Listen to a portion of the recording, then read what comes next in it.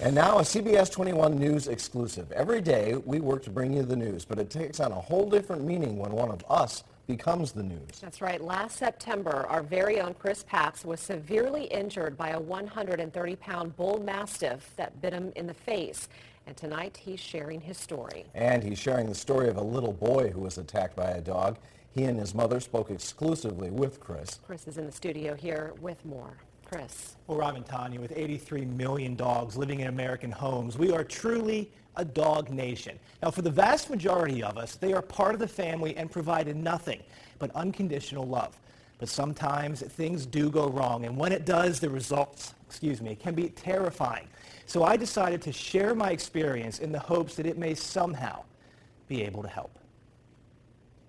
This is where the dog's canine tooth went into my face and then ripped down through my lip. On a quiet September afternoon. And his other teeth went in here. In this neighborhood, in this yard. These are just puncture wounds, but this one did do a little bit of tearing. My life changed. As a reporter, I can't count the number of times that I interviewed someone who said, "I can't believe this happened to me." And now I find myself saying the same thing. I was sitting on my neighbor's deck with our 3 dogs. Her neighbor was in his backyard. Meanwhile, 3 houses up, a 130-pound bull mastiff, similar to this one, was on its property and about to get loose. I'm still shaking talking about it. When the dog escaped from its owner, took off down the street and sprinted up this driveway, ramming its head into this metal fence.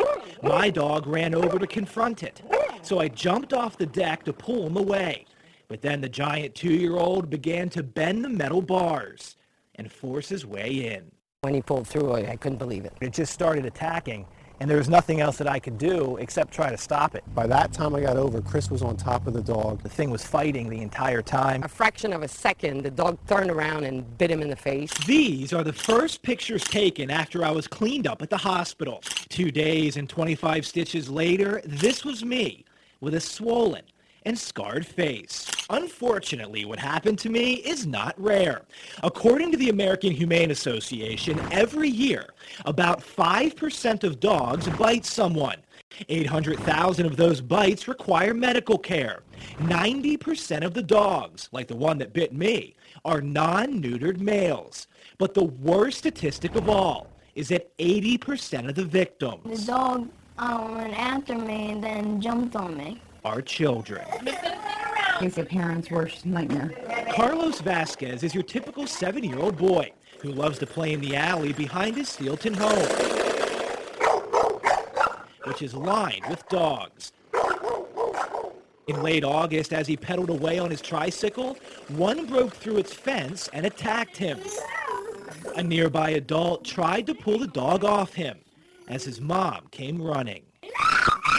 The vision of me getting there, of him screaming, "Mommy, please don't let me die," seeing the blood, I just keep visualizing it over and over in my head. During our interview, I was trying to get it off, and then it started biting me. Carlos remained strong while talking about the dog, even as the outline of its jaws could still be seen in his leg.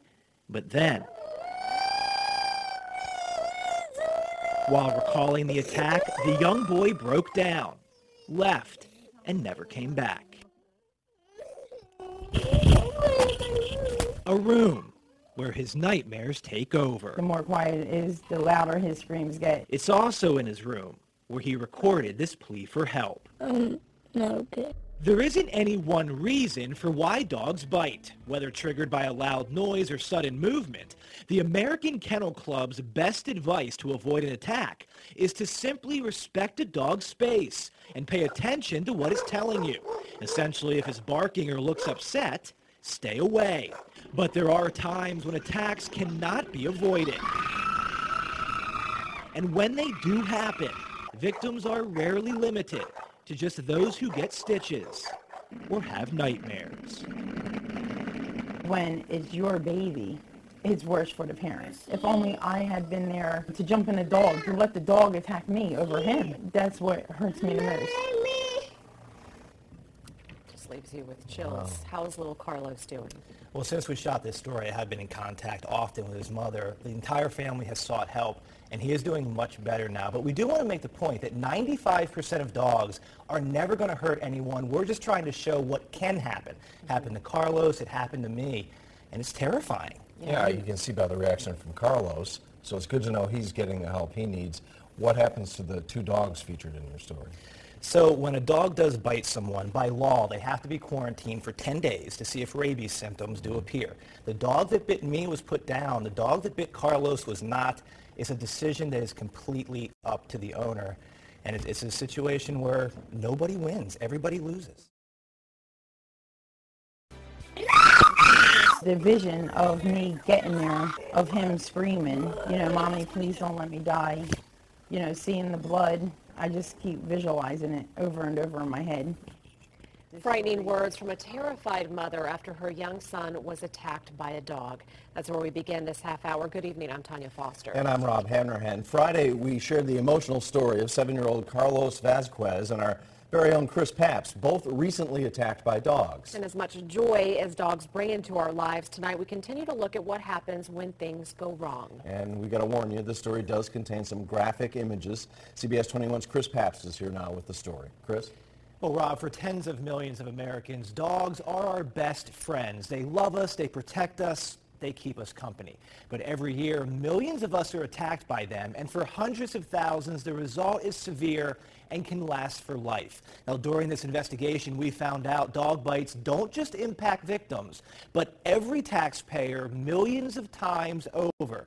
And again, we do have a viewer warning. The images you are about to see are graphic. These are the pictures rarely seen in the media. They're hard to look at, but they show the real impact of dog attacks. Every year, 4.5 million Americans become victims. Victims like me, and 7-year-old Carlos Vasquez of Steel Tip. Couple scars on my knuckles. I've been bitten on the face too. Sandy Garrison has also been a victim. As a dog groomer, she's been bitten 6 times and involved in 3 dog fights. When the dog is out of control and attacking, it's all over. You're not going to fix it. Boys! Ruth Goodling has 45 years of experience training champion canines. Both women agree the best way to stop a dog attack is before it starts, with good breeding and responsible ownership.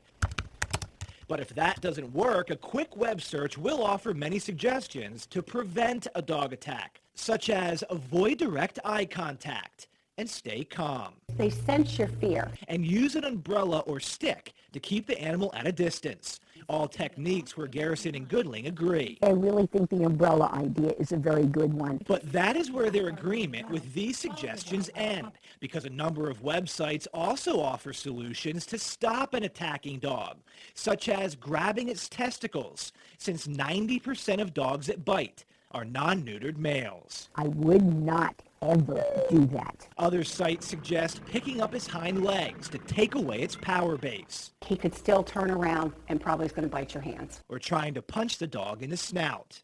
I'm not putting my hands near his snout because that's where he keeps his teeth. People have a lot of ideas, but they don't make sense because a dog that's attacking is crazed. It's just a fight. It is a fight. A fight that has become more common in America.